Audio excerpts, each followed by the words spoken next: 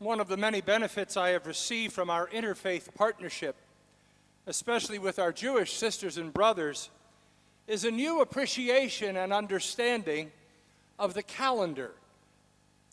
By knowing a little of when and what the Jewish holy days are about, we all can gain an understanding of what's going on both in the Old Testament and in the New Testament, in the life of Israel and in the life of Jesus and the church. We have just completed the high holy days of Judaism, a term which appears nowhere in Scripture or Talmud. These holidays begin on Rosh Hashanah, the beginning of the Jewish New Year. Rosh Hashanah always falls on the first and second days of the month of Tishrei, our September and sometimes October. Remember, this is a holiday based on a lunar calendar, so it's up to the moon and whether or not it's a leap year to affix an exact date for celebration. Then comes Yom Kippur. The 9th day of Tishrei is known as Erev Yom Kippur, the eve of Yom Kippur, and is marked by the powerful ancient prayer Kol Nidre. Beginning at the end of the Erev Yom Kippur service, Jews enter into a time of fasting that will continue until sunset on the following day. By the way, they attend 5 services throughout the day of Yom Kippur. So when we go 20 minutes longer on Christmas Eve, you can just lighten up. 8 days after Yom Kippur is the beginning of Sukkot, the Feast of Booths or Tabernacles. This is the time when the sukkah is erected to remind people of the years spent on the exodus from Egypt when they had no permanent houses in which to live. It is customary to eat meals in the sukkah and to remember that Sukkot was one of the pilgrim festivals in ancient Israel, a time when you were expected to make the journey to Jerusalem and the temple. After the 8 days of Sukkot, there is a fantastic celebration known as Simchat Torah, rejoicing in the Torah. The prescribed lectionary readings week by week of the Torah have been completed over the last years, and the scrolls of the Torah are removed from the ark. They are unrolled and danced among the people. It is a joyous, sometimes raucous service of grand celebration. And that is what the Jews have been doing for the last month or so. Simchat Torah was last Monday. And that is why the rabbi looks so very tired.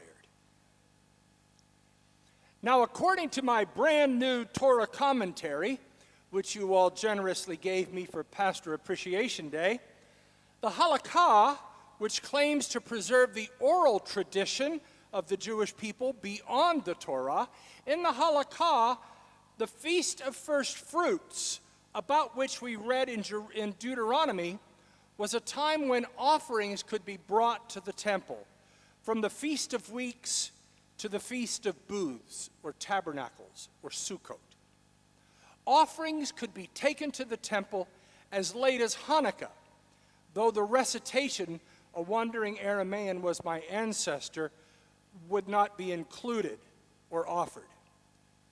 So all of that is to say, we are in exactly the right time of year when this practice of offering the first fruits would have taken place. Now, the opening line tells us how to place this in time. When you come into the land which the Lord your God gives you for an inheritance. When you begin your life on the land, then do this instruction. By land, we are reminded by so many Native American and other indigenous peoples of other lands that land is never something that can be privately owned, contrary to our capitalistic understandings. The earth is the Lord's, the psalmist tells us. and it most assuredly is. We cannot make land. God made the land, and because God gave the land, God owns the land. What we call our land is a gift from God. The script in Deuteronomy makes it clear. The pilgrim goes to the priest who is in charge and says, "Today I declare to the Lord your God that I have come into the land that the Lord swore to our ancestors to give us. God has given me a gift, and I have received God's gift." That's what it means. The Lord's been good to me. And then a basket or a container holding as much as a 60th of the gathered crop is given to the priest, and the pilgrim says, "So now I bring the first fruit of the ground that you, O Lord, have given me. The Lord's been good to me, and so I thank the Lord." In that ancient act of remembrance and celebration, we find our reason for celebrating today. We are stating that individually and collectively, we have received from God what is God's alone. We are not pretending that what we have because of our efforts and energies.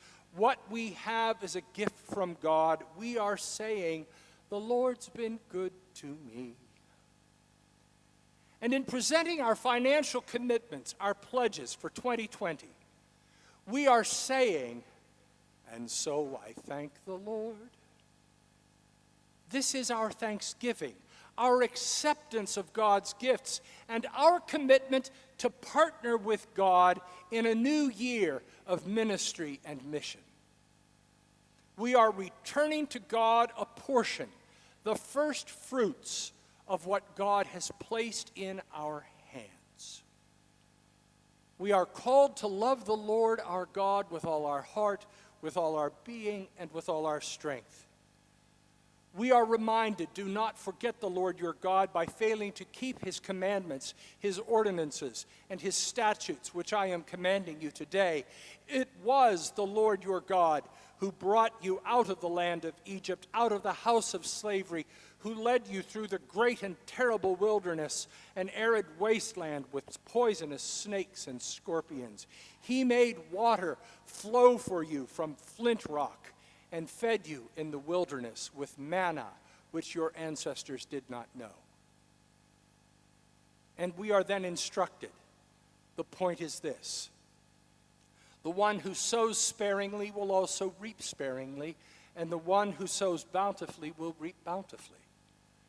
And God is able to provide you with every blessing in abundance, so that by always having enough of everything, you may share abundantly in every good work.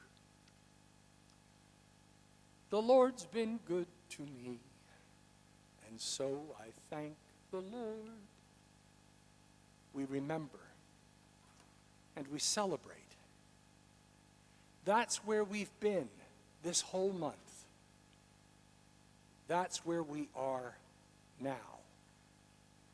And that's where we will be forevermore. Amen.